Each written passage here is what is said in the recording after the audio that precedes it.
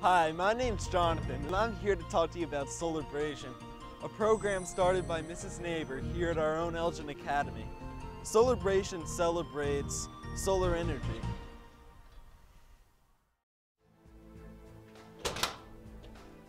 Located above me on the Rider Center are our very own solar panels. They collect about 50 kilowatts of energy a day, enough to power 3 normal-sized houses.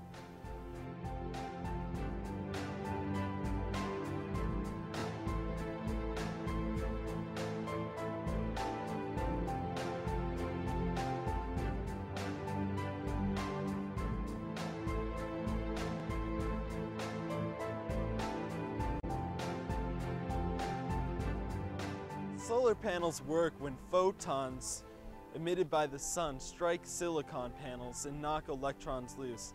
These electrons then travel down a wire as DC energy into a converter which transmits it into AC.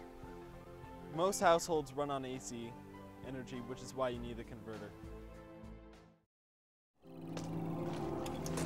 It's a cool day in Borrego Springs, California, but Eleanor Schimmel is cooking al fresco. She's using no electricity, no gas, no charcoal or wood. I'm going to check on this chicken and rice and see how whether it's cooking. It's doing a good job.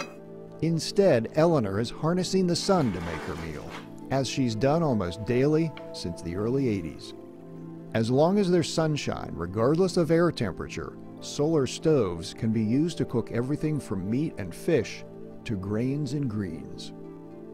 While solar stoves can be a great energy saver, in the developing world, they can be a genuine lifesaver.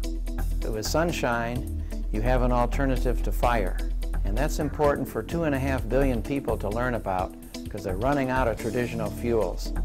Bob Metcalf is a microbiologist and, along with the Schimmels, a founding member of Solar Cookers International, a small Sacramento nonprofit. Their goal is to help stop the devastating deforestation and ease the burden of women.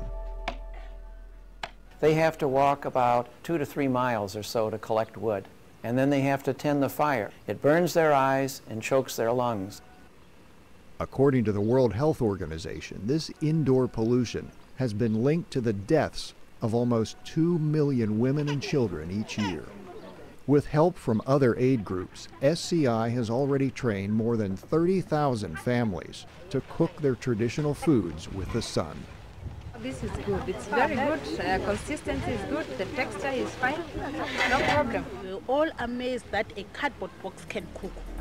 The Solar Cook-It is a simple stove that only costs about $5, but will last almost 2 years.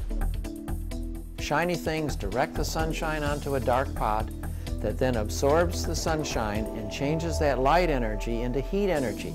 And heat energy doesn't get out of the clear plastic bag. It doesn't get out of the window.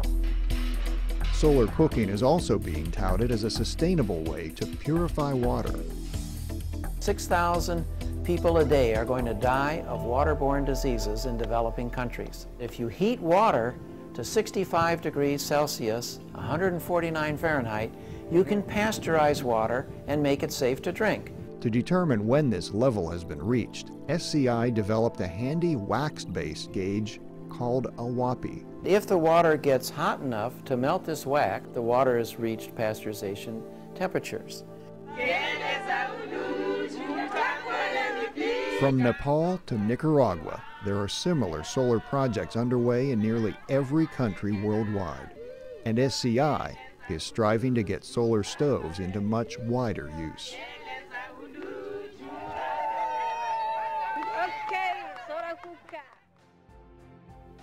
My fellow understudies are also working on their own variations of solar energy.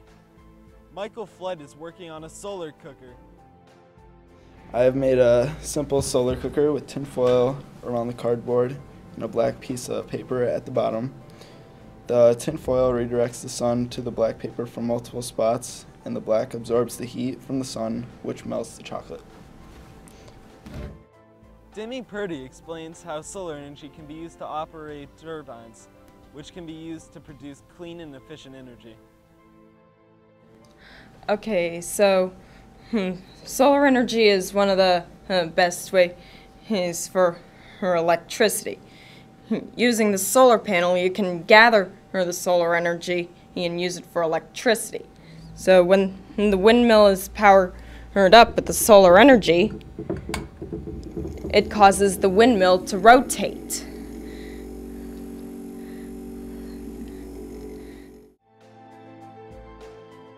Ariana displayed how solar energy can be directly transferred into electrical energy.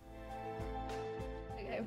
The solar energy from the sun, or in this case the light, is needed to form electricity from the solar panel to the light bulb. Solar panels and lights are mostly seen outside homes to light yards and driveways. The energy from the sun is housed in these panels and then kicks in at night. So, let's see if it works. I don't know if you can see that. It's glowing, but... So the project that I'm doing is a radio, and with the solar power, it makes the radio make noise. The materials needed are a solar panel, a radio with white wires, and 2 yellow wires. You hook the white wires to the 1st and the 6th knobs here. You hook the yellow one to the 2nd and the 3rd, and you hook the 2nd yellow wire to the 4th and the 5th. And you screw the caps on in order to keep the wires in place. With sunlight, the energy is transferred to the radio in order to make it work.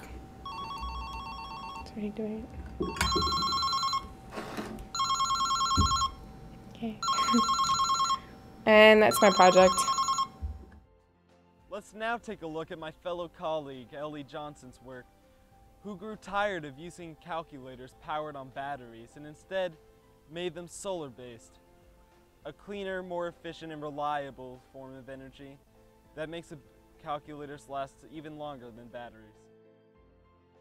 Alright, this is your everyday, really cheap calculator, and most cheap calculators have a solar panel that they use. The reason for this is because most cheap calculators are not made to replace batteries, so what the solar panel does, which is right here, is it helps power the calculator, and it also helps charge the battery when the calculator is off, so that hopefully the calculator will break before it runs out of power. Man, these photons are doing wonders for my skin. In 1868, Auguste Machab was the first to copyright a patent on solar energy. Where do you see solar energy in 30 years? I see solar industry as one of the most prominent industrial industries in our country. Really? Yes. That's beautiful. I think by 2020, 50% of our population could be on solar energy instead of using coal plants.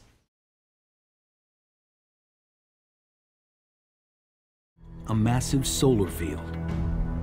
When finished, it will cover 141 hectares, roughly the size of 265 football fields. Break it down and you get this.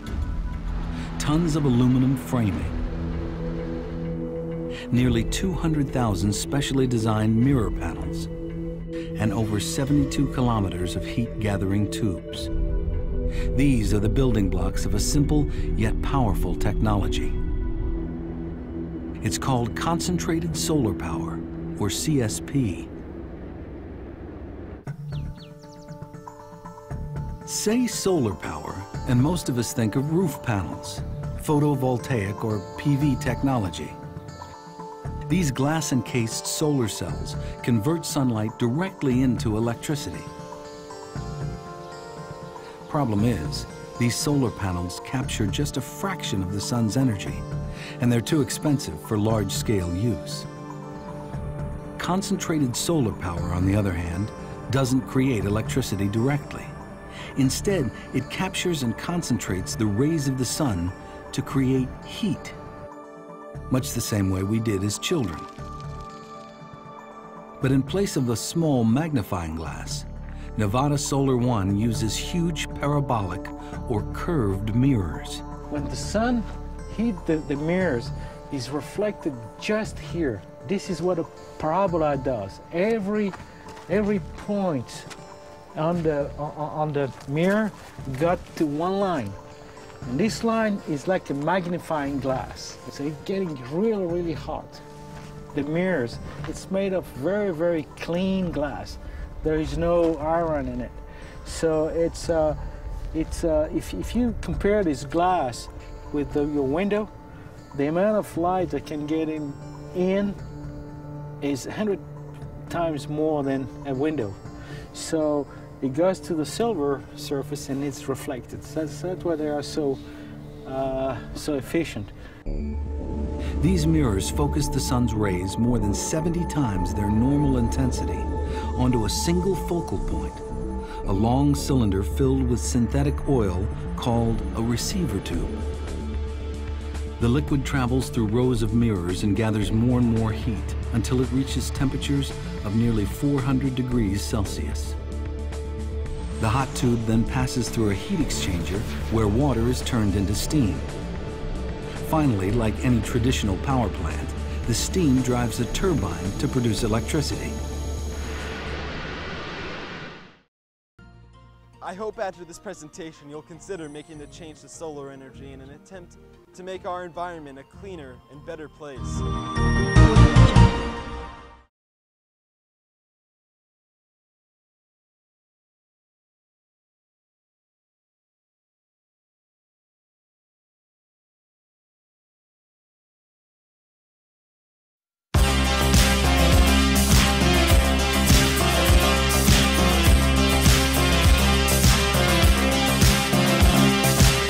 We can dance if we want to, we can leave your friends behind, 'cause your friends don't dance, and if they don't dance, well they're no friends of mine.